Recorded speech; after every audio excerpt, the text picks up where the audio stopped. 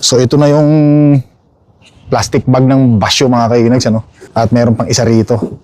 Iyan mga kainags, ano? Bali tatlo na to. Apat na pala, apat na.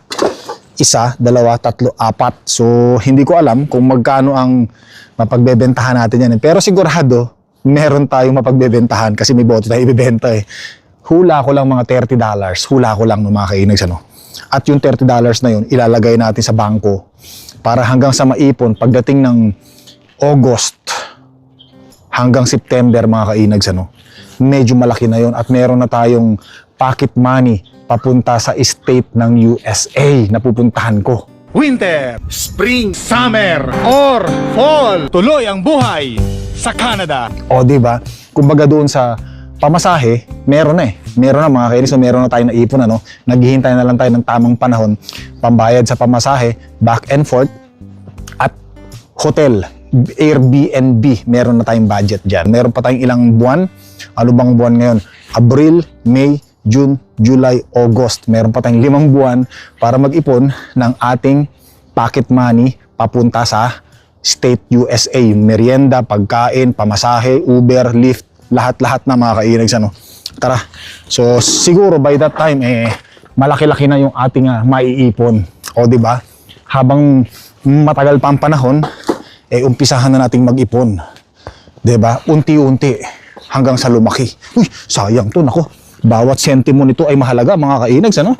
Para sa mga taong nangangarap na mapuntahan, na mga gusto kong puntahan, katulad ni Inags. Yan. Lifestyle entertainment, whether you're headed to work. Wala nang snow sa daan mga kainags, ano? Natutunaw na, ano? Sana tuloy-tuloy na 'to. Abril na eh. Yun, buti na lang, konti yung mga nakapila. Nakakabenta tayo ngayon, mga kainis. Ano, kala ko mahaba ang pila, in-expect ko eh. Yan, dali lang.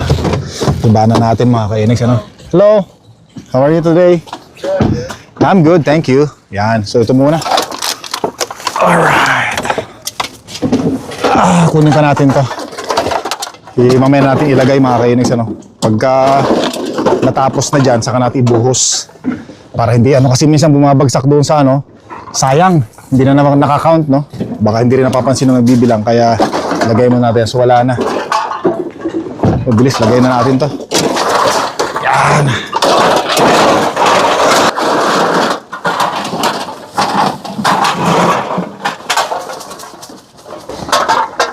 Lagay natin dyan, basura. So matagal-tagal na rin tayo hindi nakapagbenta ng basyo ng lata rito, mga kainags, ano? Siguro mga nung ano pa, nung nakarang fall pa, no? Mga 4 months o 5 months ago. Ayan. So inano lang muna natin yung sasakyan natin dito kasi may mga, ayun, dumadami na yung ano, dumadami na yung mga parating na sasakyan, mga kainags, na magbebenta rin ng bote, no? Swerte natin, nauna tayo. Split seconds lang, biglang dumami. Ito, balikan natin. Yan.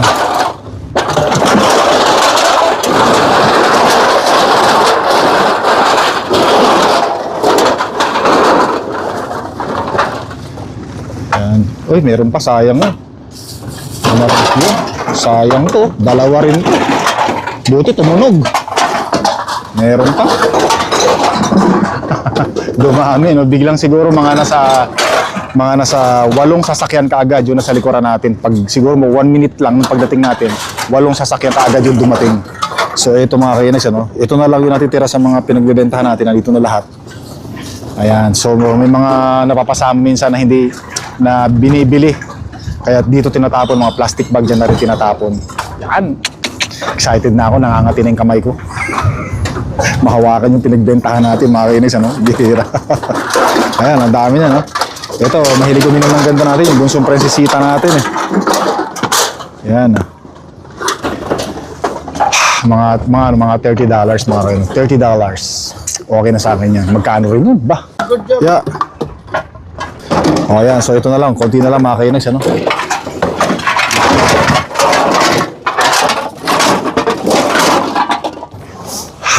Tapos mag-iipon ulit tayo ng mga, siguro mga 5 buwan pa. Para makabenta ulit ng tubig. Ay, kabayan pala. Gusta? Ayos. Si kabayan pala, shoutout sir. Nahiya ako sabihan si kabayan na mag-subscribe eh. Ayan. Ayun pa, panay pa ang dating, ano? Dating, swerte natin, nauna tayo. Hop, eto na. Sunod natin ang para hindi mahirapan. Yan.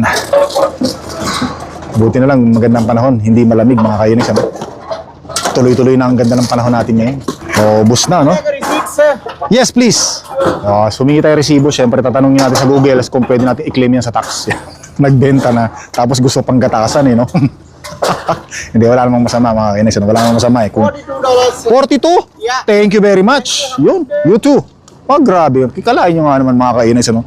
Naka $42 tayo. In-expect ko, 30 lang. Pambira naman. Kaya sabi ko sa inyo eh, pag may mga nakikita ako mga lata-lata rito, pakalat-kalat, dinadampot ko yung mga kainis. Ano? Di bali na sabihin nila nakakahiya ako, ano mang ginagawa ko, ay wala akong pakialam doon. Basta ako, gumagawa ako ng mabuti. Hindi ako nanlalamang sa kapwa at hindi ako nagnanakaw mga kainis. Ano? Ay, bukas na pala to. Yeah, kasi marami ng mga nagsasabi, pag nakikita nilang kumukuha ako ng basyo ng bote sa daan, bakit kinukuha mo yung mga basyo ng bote? Dumi-dumi niyan. Abay, yun na nga eh. Hindi nila alam. Yung maduming basyo na yun, napakalat-kalat lang dyan, nandun ang pera. Bira nga naman, di ba mga kainis? Tsaka wala tayong ginagawang masama. Naku, dumami na, oh. Dumami na yung mga dumating mga kainis. Talaga namang napakaswerte natin, no?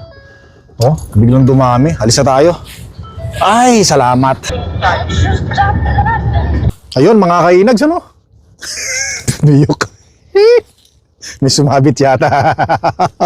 So, sinearch ko sa Google, sabi ko, yung bang pinagbentahan ko ng mga empty bottles, pwede ko bang i-claim sa tax?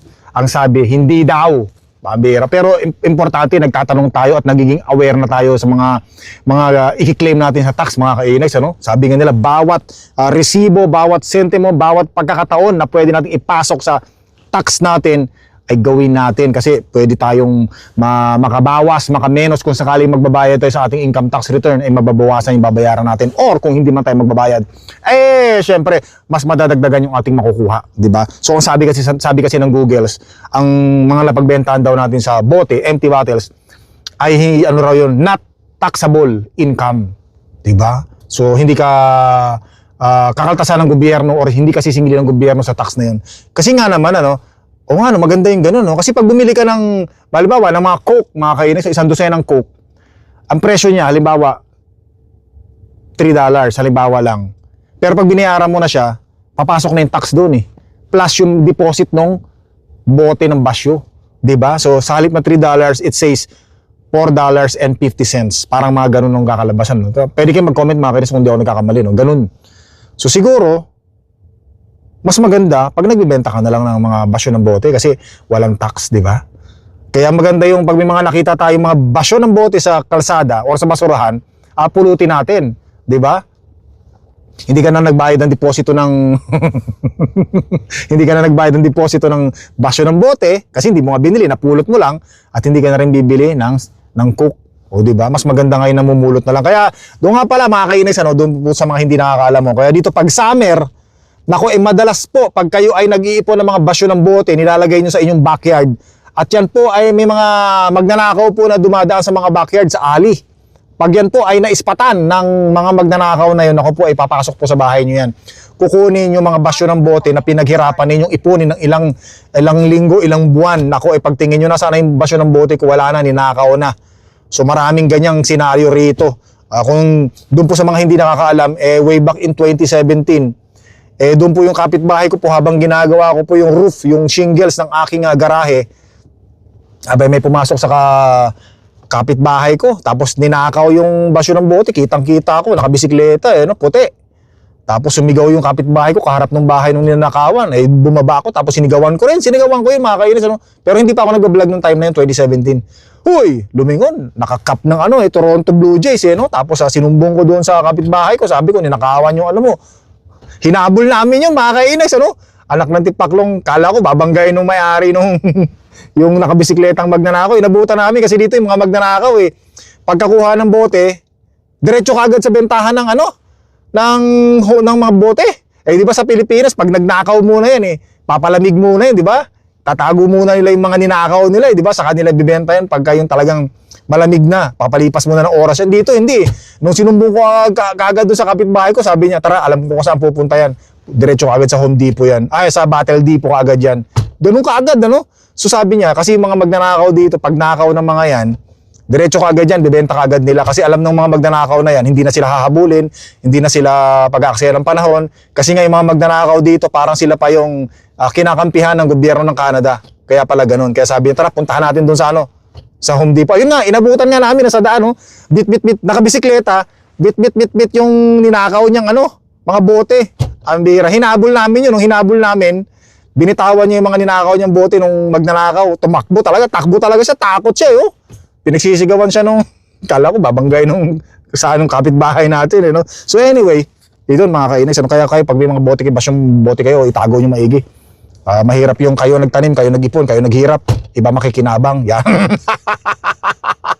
Yan, kaya ganun mga kainis, ano? Kita mo naman 40, oh.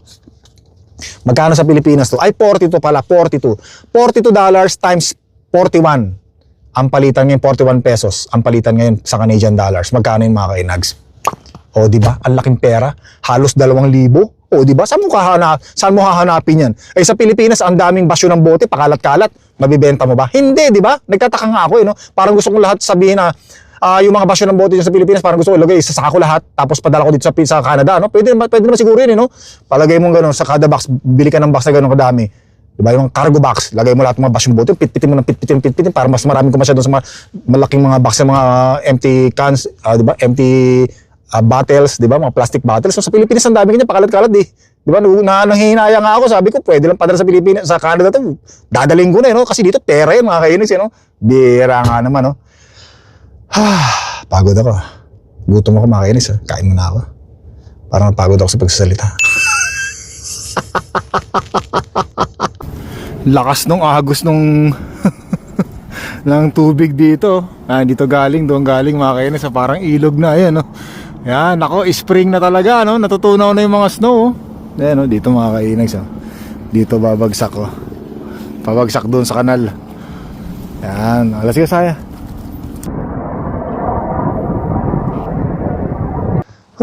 Lumalamig na mga kainags, ano? Grabe. Pag sa gabi talaga lumalamig, pero kaninang init. So by the way mga kainags, ano? Marami palang nakakahula kung saan akong state sa Amerika pupunta. So marami nagsasabi, sa New York daw ako pupunta, no? So actually, alam ko naman na alam nyo na yan kasi yan yung plano ko na puntahan last year na hindi lang po natuloy. Sabi ko nga nakarang vlogs natin, nagkaroon kasi ng mga problema sa taripa. Nagkakahigpitan, di ba? Noong nakaraan. Tapos yung ano pa, yung ICE, yung mga immigration, di ba? Yung mga illegal immigrants sa USA ay, di ba? Hinuhuli. Tapos minsan may mga nababalitaan tayo ng mga Canadian citizen na may mga nakukulong, nakuhold. Kaya medyo inano muna natin yan. Hinold muna natin. So ngayon, yun na po, tama po kayo, no? Bala ko po pumunta or ituloy yung plano ko na pumunta po sa New York, USA kasi pangarap ko pong makita yung ng personal ang Statue of Liberty. Tama ba yung pronunciation ko? Statue of Liberty or Statue of Liberty? Yun, gusto ko makita kasi pangarap ko yan eh. Tapos pangalawa, gusto ko rin makita ng personal yung Twin Towers. Ngayon ay tinatawag ng Zero Ground. Tama ba? Zero Ground. Yan, kasi ano yun, very, ano yun, no? Memorable, historic place, mga kahinags. Kasi napapanood ko dati, way back in 2001 pala. September 11, ano? 2000, yung mga picture pa ako dati niyan, collection ko. Yung mga tao, yung mga picture na tao, tumalon sa building. Di ba kasi nga nasusunog na yung ano eh, Twin Tower, ano? Yun. Gusto ko siya makita, personal. Kasi syempre, hindi ko naman akalain na plano, no? Na magkakaroon ako ng plano na pumunta sa New York. Na plano ko na makita yung Statue of Liberty at ang Ground Zero. Tapos syempre, marami pa rin akong gustong puntahan. Nako, continuous yung bagsak ng tubig dito, Marami pa rin akong gustong puntahan mga kainis. Gusto ko pa rin puntahan yung Times Square. Yan. Yun, tumitingin din ako ng mga itinerary ko na pwede ko pang puntahan.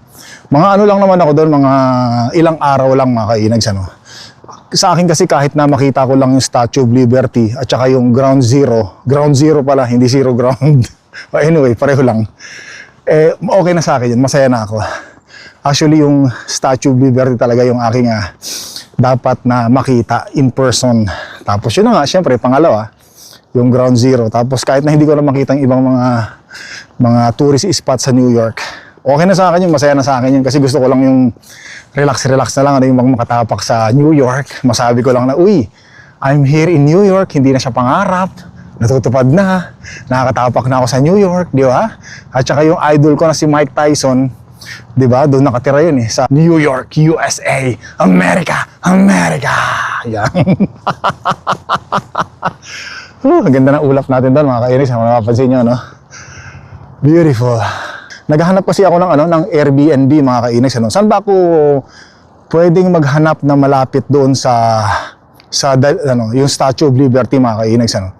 Kasi may napagtanungan na ako na sabi, mas maganda raw na ang sakyan kong eroplano papuntang La Guardia Airport, New York, USA. Kasi yung airport na La Guardia ay malapit sa Statue of Liberty.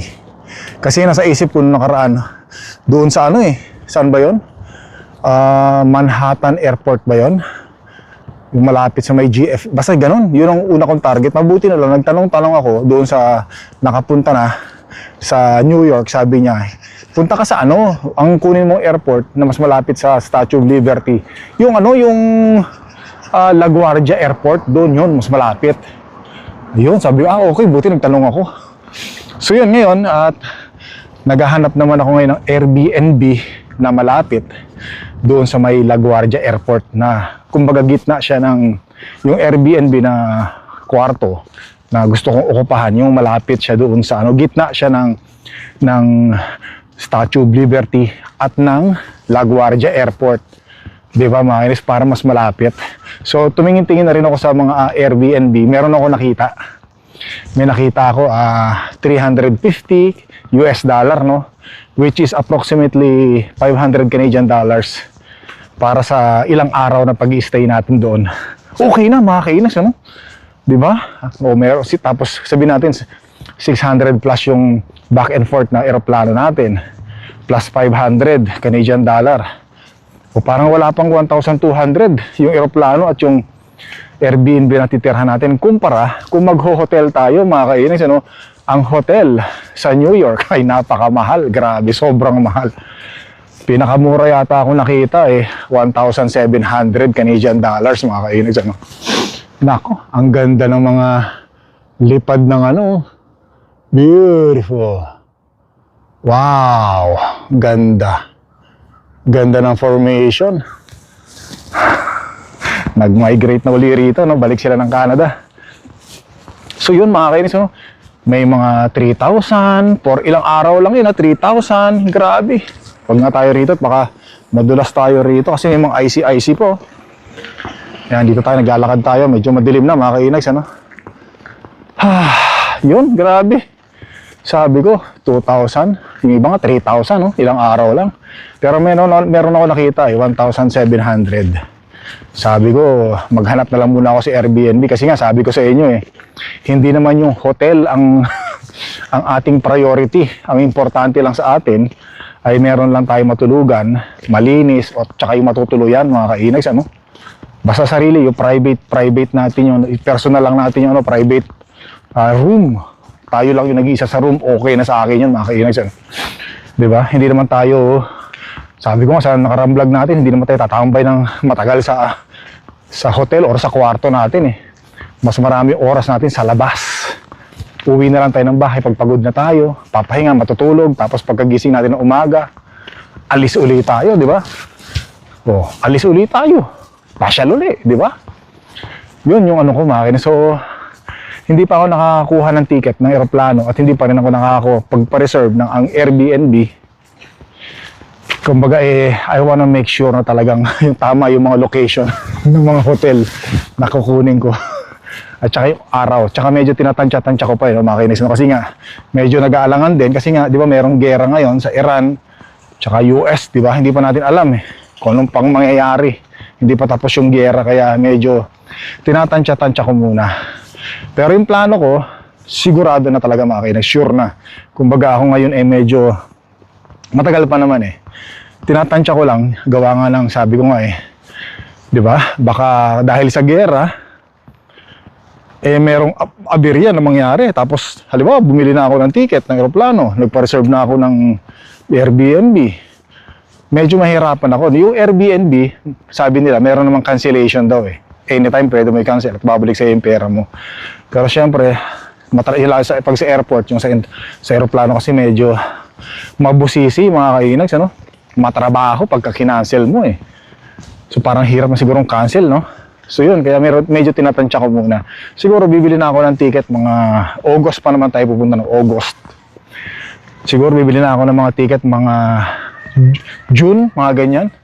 So yun lang mga kainags, appreciate kung magko-comment kayo para meron naman akong idea. Maraming salamat. Ay, by the way, may mga nagko-comment nga rin pala na sabi welcome daw ako sa bahay nila, doon daw ako tumuloy sa bahay nila, ipapasyal daw nila ako pag pumunta raw ako ng New York. Nako, maraming salamat po, sobrang na-appreciate ko, thank you very much po Pero mas preferred ko po yung yung mag-Airbnb na lang po ako.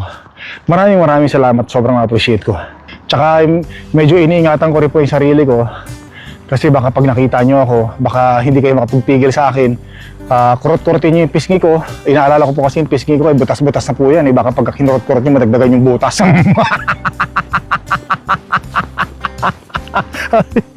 Hayop na yan.